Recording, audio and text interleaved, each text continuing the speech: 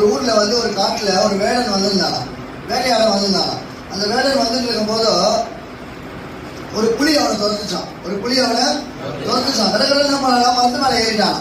கடற்கடை மரத்து மேலே ஏறிட்டான். மரத்து மேலே பார்த்தா ஒரு கரடி தூங்கிட்டு இருந்ததுதான். உடனே என்ன பண்ணான், புலி கரடியை எழுப்பிச்சான். கரடி நம்ம மிருக குலத்துக்கே ரொம்ப மோசமானவன், அவனை தயவுசெய்து என்ன பண்ணிடு, கீழே இறக்கி விட்டு, நான் எனக்கு பசியில் இருந்து நான் சாப்பிட போறேன்.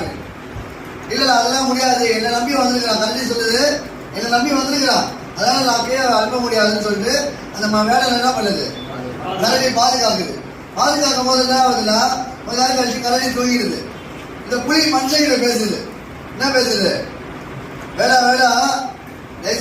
பசி எடுக்குது, நீ அந்த கரடி என்ன பண்ணு, குடிச்சு தள்ளி விட்டுரு, நான் என்ன பண்றேன், உன்னை விட்டுறேன். உன்னை அவன் என்ன பண்ணலாம், யோசிக்கவே இல்லையா. ராட்சசாவுக்கு என்ன பண்ணானா, கரடியை தள்ளி விட்டானா. கரடி என்ன பண்ணிட்டான், அப்படின்னு குடிச்சு ஒரு கிளைய குடிச்சுக்கிட்டான். குடிச்சுட்டு திரும்பி என்ன பண்ணிட்டான்,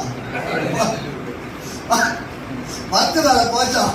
இவனுக்கு கீழே புலி, மேல கரடி, என்ன பண்றதே தெரியலையா. அந்த மாதிரி இருக்கும்போது திரும்பி புலி கீழே சொல்லிட்டான், பாத்தியா அவனை பத்தி, பாத்தியா உனக்கு என்ன தெரியுது அவனை பத்தி, அவன் உன்னையே காப்பாத்துற, உன்னையே என்ன பண்ணிட்டான், தள்ளி விட்டுட்டா, அதனால நீ அவனை தள்ளி விடுன்னு சொல்லிட்டான் புலி. அப்ப அந்த கரடி சொல்லிட்டான், அவனோட வேலை தள்ளி விடுற வேலை, என் வேலை அது கிடையாது, என் கிட்ட வந்தால காப்பாத்துற வேலை தான் என் வேலை. அந்த வேலையை தான் நான் இன்னைக்கு செஞ்சுட்டு இருக்கிறேன். இன்னைக்கு அதனாலதான் கூட கீழே பேசியிருந்தேன்.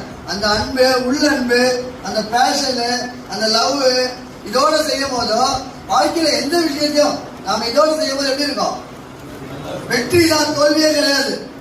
எத்தனை எதிர்ப்புகள் வந்தாலும் எவ்வளவு வந்தாலும் உங்களுக்கு வெற்றி தான். ஸோ நீங்களாம் ஜெயிக்கிறதுக்காக வந்திருக்கீங்க. ரொம்ப டைம் எடுத்துக்க விரும்பல, பேச வாய்ப்பு நன்றி.